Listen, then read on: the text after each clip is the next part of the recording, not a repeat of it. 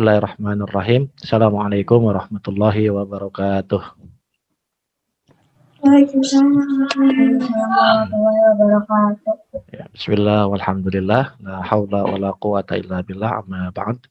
Alhamdulillah, anak-anakku, siswi kelas 7A, hari ini kita bisa berjumpa kembali. Mudah-mudahan semuanya dalam keadaan sehat walafiat dan senantiasa berada dalam lindungan Allah Subhanahu wa Ta'ala. Alhamdulillah, minggu lalu ya, minggu kemarin kita sudah melaksanakan ulangan harian di bab 2 dan hasilnya pun sudah kelihatan semua ya, sudah tahu semua ya. Oke, hari ini kita akan masuk ke materi baru ya. Materi kita materi bab 3 yaitu tentang perumusan dan pengesahan Undang-Undang Dasar Negara Republik Indonesia tahun 1945. Oke, kelihatan apa yang Bapak tampilkan? Ayesha, kelihatan Ayesha? Kelihatan Pak. Kelihatan ya? Ya, oke, baik kok kelihatan. Baik. Nah, di materi tentang perumusan dan pengesahan Undang-Undang Dasar ini akan ada 3 subtema yang kita bahas. Ya, yang pertama tentang perumusan dan pengesahan UUD, yang kedua arti penting UUD, dan yang ketiga adalah peran tokoh perumus UUD Negara Republik Indonesia tahun 1945. Nah, tapi untuk materi pertama tentang perumusan dan pengesahan nanti Bapak akan bagi menjadi 2. Jadi hari ini kita hanya akan membahas tentang perumusan, ya, sejarah perumusan UUD Negara Republik Indonesia tahun 1945. Nah, kalau kita bicara tentang UUD, maka tidak bisa dilepaskan dengan istilah konstitusi. Ya, sering mungkin kita mendengar istilah konstitusi, meskipun kita suka bingung juga apa sih arti konstitusi gitu ya. Nah, secara konstitusi, secara etimologi atau secara bahasa, konstitusi itu artinya adalah pembentukan. Ya, arti bahasanya. Dan istilah ini terdapat dalam banyak bahasa. Ada dalam bahasa Inggris, ya, istilahnya adalah constitution. Dalam bahasa Belanda, konstituti, ya. Dalam bahasa Jerman, Constitution. Dalam bahasa Latin, Constitutio, ya. Tetapi semuanya ini memiliki arti yang sama, yaitu adalah undang-undang dasar atau hukum dasar, ya. Nah, ini secara etimologi atau secara bahasa. Nah, dalam ilmu ketatanegaraan, konstitusi ini memiliki 2 pengertian. Yang pertama ada pengertian luas, ya, dan kedua ada pengertian sempit. Apa itu pengertian luas?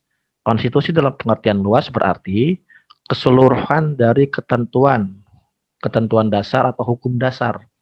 Jadi keseluruhan ketentuan, keseluruhan aturan perundang-undangan di sebuah negara, ya, secara umum semuanya itu disebut dengan konstitusi. Nah, apapun kedudukannya. Jadi dia disebut sebagai konstitusi. Itu pengertian konstitusi secara luas. Nah, secara sempit, ya, konstitusi dimaknai sebagai piagam dasar atau undang-undang, yaitu dokumen lengkap mengenai peraturan-peraturan dasar negara. Atau dalam bahasa gampangnya kita, yang disebut konstitusi dalam arti sempit ini adalah hanya undang-undang dasar. Nah, gitu ya. Kalau tadi bedanya, kalau dalam pengertian luas, semua aturan undang-undang, ya, apapun namanya, itu disebut sebagai konstitusi. Kan undang-undang banyak, ya. Ada undang-undang dasar, ada ketetapan MPR, ada peraturan pemerintah, gitu ya. Ada peraturan daerah dan lain sebagainya. Nah, kalau dalam pengertian yang luas, itu semua disebut sebagai konstitusi, gitu ya. Nah, tapi kalau dalam arti sempit, pengertian sempit, enggak. Dalam pengertian sempit yang disebut dengan konstitusi itu adalah hanya undang-undang dasar, gitu ya. Kenapa? Karena dia mengatur tentang peraturan-peraturan dasar negara. Nah, untuk Indonesia, konstitusi yang dipegang apa? Atau yang diakui apa? Konstitusi yang diakui dan digunakan adalah UUD 1945. Gitu kan ya? Ya. Nah, oke. Lalu secara bentuknya, ya, konstitusi itu dibagi menjadi 2. Ada yang disebut dengan konstitusi tertulis dan ada yang disebut dengan konstitusi tidak tertulis, ya. Apa maksudnya? Maksudnya adalah bahwa konstitusi tertulis itu adalah konstitusi yang dituangkan dalam sebuah dokumen formal. Jadi ada dokumen tertulisnya. Jadi ada bentuk kasarnya, bentuk print out-nya gitu ya. Ada bukunya gitu. Dan itu semua orang bisa baca, semua orang bisa akses. Nah, itu disebut dengan konstitusi yang tertulis ya. Apa contohnya? Contohnya adalah UUD 1945 ya. Nah, yang kedua, ada yang disebut dengan konstitusi tidak tertulis. Apa itu konstitusi tidak tertulis? Konstitusi tidak tertulis adalah konstitusi yang tidak tertuang dalam dokumen formal. Jadi dia nggak ada dokumen tertulisnya. Contohnya apa?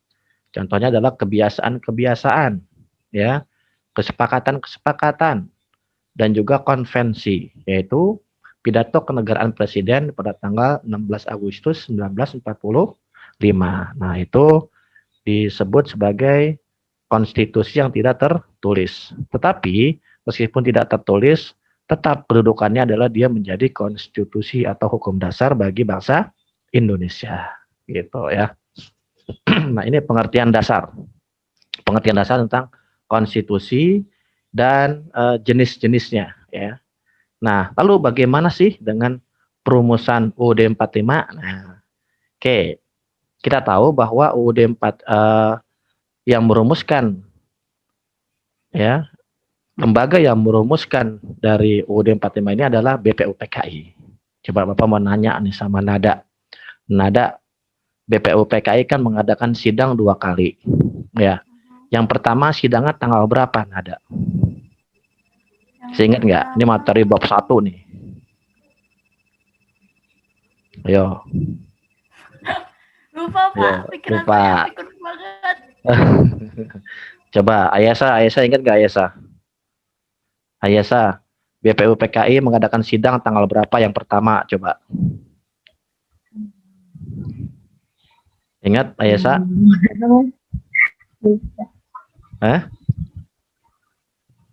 Agendanya deh, agendanya apa agendanya? Membahas tentang apa? BPUPKI yang pertama. Ayo, siapa yang tahu? Nada tahu? Hah? Apa? Siapa yang tahu? Nisa, Altafun Nisa. Halo, Nisa. Membahas soal apa, Pak? Hah? Membahas soal apa? Ini Bapak sidang pertama. Iya, sidang pertama. Tanggal berapa dilaksanakan sidang BPUPKI yang pertama? Ini materi bab 1 nih. Tanggal? Betul. Tanggal 29 Mei sampai 1 Juni tahun 1945. Betul, ya. Apa agenda yang dibahas? Undang Dasar Negara. Iya, betul sekali ya. Kalau pada sidang BPUPKI pertama dilaksanakan tanggal 29 Mei sampai 1 Juni membahas tentang dasar negara. Nah, pada sidang BPUPKI yang kedua ini dilaksanakan tanggal 10 sampai dengan 17 Juli tahun 1945. Apa agenda yang dibahas? Nah, agenda yang dibahas bukan dasar negara lagi. Kenapa? Karena dasar negara sudah disepakati ya. Yang dibahas adalah tentang bentuk negara ya. Ini nanti negara Indonesia ini mau bentuknya jadi apa? Apakah bentuk negara federal ya? Negara federal itu adalah terdiri atas berbagai negara-negara kecil bergabung menjadi satu. Itu namanya negara federal. Atau mau jadi negara serikat. Nah, gitu ya. Ada atau sebagainya ya. Dan kedua adalah tentang bagaimana membentuk tentang rancangan Undang-Undang Dasar Indonesia. Gitu ya. Jadi sidangnya dilaksanakan pada tanggal 10 sampai 17 Juli dengan agendanya adalah membahas tentang bentuk negara dan rancangan Undang-Undang Dasar Indonesia. Ini sidang BPUPKI yang kedua. Nah, lalu bagaimana membahasnya? Kan kita tahu bahwa anggota BPUPKI ini banyak, ya, ada 60 lebih, ya kan? Bagaimana membahasnya? Nah, untuk membahasnya maka kemudian BPUPKI membentuk panitia yang disebut dengan Panitia Perancang Hukum Dasar, ya, yang terdiri dari 19 orang dengan ketuanya adalah Insinyur Soekarno. Jadi dibentuk panitia kecil 19 orang. Tugasnya apa? Tugasnya adalah untuk merumuskan undang-undang dasar. Nah, ini yang pertama ya. Tetapi kemudian dianggap 19 orang ini terlalu banyak, terlalu besar, sehingga agar lebih fokus dalam pembahasan, maka panitia 19 ini, ya, panitia perancang hukum dasar ini membentuk lagi sebuah panitia kecil yang berjumlah 7 orang. Ya, dalam bahasa kita lah mungkin disebut sebagai panitia 7 gitu ya. Lalu ketika pembahasan sidang BPUPKI sidang pertama kan dibentuk panitia 9, ya kan, untuk membahas dasar negara. Nah, pada sidang kedua ini dibentuk namanya panitia 7, berjumlah 7 orang untuk merumuskan tentang undang-undang dasar, ya. Siapa ketuanya? Panitia 7. Panitia 7 ketuanya adalah Profesor Dr. Supomo. Ya, di mana tugas mereka adalah untuk merancang undang-undang dasar dengan memperhatikan pendapat-pendapat dalam sidang BPUPKI maupun rapat dari panitia perancang hukum dasar. Nah, kemudian panitia 7 ini tanggal 14 Juli melaporkan tugasnya, ya. Mereka merampungkan tugasnya. Ya. Tanggal 14 Juli mereka merampungkan tugasnya dan menghasilkan 3 keputusan. Ya, apa keputusannya? Pertama adalah keputusan tentang bahwa akan dilakukannya pernyataan tentang kemerdekaan Indonesia. Meskipun saat itu belum tahu tanggal berapa gitu ya. Tetapi yang jelas sepakat panitia kecil ini menyepakati bahwa akan ada pernyataan tentang Indonesia merdeka. Yang kedua, dibentuknya atau disusunnya pembukaan UUD 1945 atau preambul yang diambil dari Piagam Jakarta, ya. Jadi mereka sepakat nih, panitia kecil ini, panitia 7 ini sepakat menjadikan Piagam Jakarta atau Jakarta Charter sebagai pembukaan UUD 1945. Dan itu semuanya termasuk 7 kata yang akhirnya diprotes oleh orang-orang Indonesia bagian Timur. Tapi awalnya kan sebelum ketika ditetapkan ini disepakati oleh panitia kecil ini belum ada protes, ya. Protes itu dilakukan sehari sebelum proklamasi kemerdekaan gitu. Tapi saat dilaporkan tanggal 14 Juli ini belum ada yang protes, ya. Maka sepakatlah dijadikan Piagam Jakarta itu sebagai pembukaan UUD 1945, ya. Dan hasil ketiga adalah mereka telah merampungkan isi dari UUD 45 atau batang tubuhnya yang terdiri dari atas bab, pasal-pasal dan ayat-ayat, ya. Nah, ini adalah 3 hasil keputusan dari panitia 7 yang dilaporkan pada tanggal 14 Juli tahun 1945. Ya. Nah, lalu setelah sidang diselesaikan oleh BPUPKI, maka kemudian BPUPKI pun dibubarkan. Kapan? Pada tanggal 7 Agustus 1945. Ya. Dan sebagai gantinya dibentuklah sebuah lembaga baru yang disebut dengan PPKI atau Panitia Persiapan Kemerdekaan Indonesia, atau dalam bahasa Jepangnya disebut dengan apa? Kia. PPKI bahasa Jepangnya apa? Kia. Kianya lagi bengong. Siapa yang tahu? Dokuritsu? Betul. Dokuritsu Junbi Inkai, ya, yang diketuai oleh Insinyur Soekarno. Dan anggotanya sebanyak 21 orang. Jadi lebih ramping, ya. Kalau BPUPKI kan banyak, ada 63 orang. Nah, PPKI ini lebih sedikit dan anggotanya hanya 21 orang. Kemudian perbedaannya apa lagi? Perbedaannya kalau BPUPKI itu kan anggotanya dan pengurusnya ada orang-orang Jepang. Juga ada orang-orang keturunan Eropa, ya, keturunan Belanda, kemudian keturunan Arab dan sebagainya. Tapi pada PPKI ini semuanya anggotanya adalah orang-orang Indonesia, gitu ya. Jadi murni betul-betul dibentuk oleh rakyat Indonesia. Nah, lalu apa sih alasan BPUPKI dibubarkan? Nah, ya, ini jadi pertanyaan. Kenapa BPUPKI dibubarkan? Setidaknya ada 2 alasan. Pertama, karena dianggap tugasnya sudah selesai. Kan BPUPKI ini kita tahu ketika dibentuk itu kan sebagai janji Jepang, ya, bentuk keseriusan Jepang ingin memberikan kemerdekaan kepada Indonesia. Nah, kan gitu ya. Nah, setelah dia merampungkan tugasnya, dasar negara sudah diselesaikan, kemudian undang-undang dasar juga sudah diselesaikan, maka dianggap tugasnya sudah selesai, gitu ya. Kan tugasnya sudah selesai, maka ngapain lagi? Ya sudah, bubar saja, gitu kan. Akhirnya dibubarkan. Ya, lalu yang kedua, kita tahu tadi BPUPKI merupakan organisasi buatan Jepang, ya kan? Yang dikhawatirkan nanti ada pandangan bahwa berarti kemerdekaan Indonesia itu merupakan hadiah dari Jepang.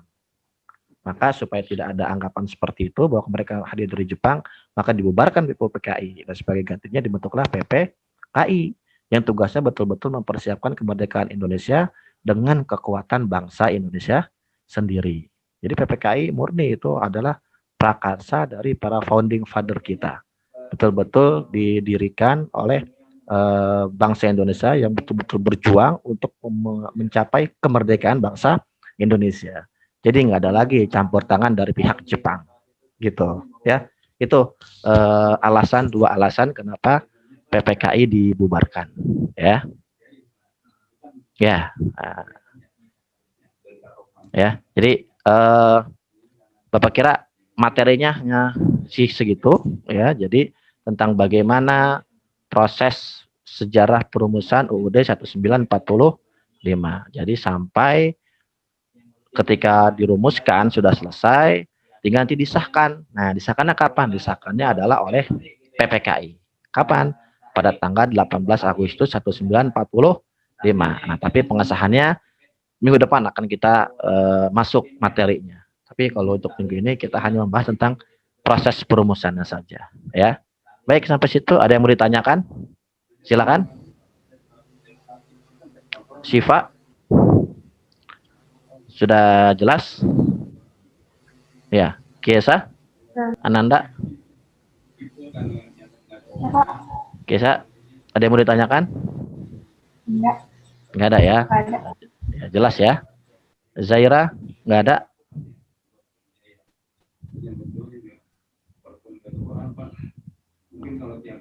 Ya, Kanaya, ada yang mau ditanyakan? Nggak ada, nggak ada. Jelas semua ya. Ya, jadi ini kan lebih kepada sejarah. Jadi kita lebih kepada merefresh kembali, memanggil kembali ingatan kita tentang bagaimana sejarah proses perumusan dari UUD 1945 ya. Baik, kalau memang tidak ada pertanyaan, nanti minta tolong dicek e-learningnya ya. Ada sedikit tugas terkait dengan materi kita hari ini ya. Materi hari ini pun Bapak upload. Kenapa? Udah lihat tapi belum dibuka tulisnya. Belum dibuka ya? Iya. Oh ya, kayaknya buka jam 11 lah, kayaknya udah buka lah. Coba Bapak cek deh. Kayaknya sudah deh. Coba. Oke, tugas terstruktur 7A. 7A. Oh, udah dibuka kok. Udah ada 4 soal. Udah buka Bapak jam 10 nih. Jam 10 kasih dibuka. Ada kok. Yesa bukannya yang mana? Tugas terstruktur. Iya, tadi saya lihat jam 8. Oh, jam 8 ya. Iya, jam 8 belum ada. Tadi Bapak uploadnya itu dari kemarin, tapi Bapak waktu bukanya jam 10. Jadi mulai jam 10 bisa dikerjakan. Tapi sekarang bisa dikerjakan, gitu ya. Cuman 4 soal. Silakan nanti dikerjakan di buku tulis ya. Seperti biasa di buku tulis, terus nanti di-upload ke e-learning ya. Gitu. Oke? Baik, nggak ada pertanyaan lagi? Nggak ada? Nggak ada ya? Kalau nggak ada pertanyaan, kita akan akhiri. Ini berarti hanya berapa nih? Hanya 21 orang yang hadir ya. 21 orang yang hadir. Yang lain kemana, Ayesa? Apakah tahu Ayesa? Teman-temannya? Nggak ada kabar. Nggak ada kabar ya? Nggak ada kabar ya. Baik, kalau nggak ada kabar nggak apa-apa. Tapi mohon nanti diingatkan ke teman-temannya ya. Ada sedikit tugas ya terkait dengan materi kita yang baru. Bapak sengaja ini biar ngejar, biar selesai. Sebab kita untuk satu semester ini hanya 3 bab ya. Jadi ini bab terakhir. Jadi setelah itu nanti kita mungkin akan ya mereview, kemudian kita akan ada bincang-bincang terkait dengan materi lah ya, yang agak membuat kita sedikit refreshing gitu ya. Jadi sekarang kita selesaikan dulu aja materinya. Gitu ya. Baik, kalau nggak ada pertanyaan, kita akan akhiri. Bapak ucapkan terima kasih semuanya atas kehadirannya. Mudah-mudahan bermanfaat. Ya. Siva senang jadi foto siapa itu ya? Si siapa sih namanya itu? Ya, nggak apa-apa Siva. Langsung ditutup sama si Siva itunya. Baik, kita akan akhiri. Terima kasih sekali lagi atas kehadiran kalian, juga atas respon positifnya. Mudah-mudahan bermanfaat. Kita tutup dengan membaca hamdalah.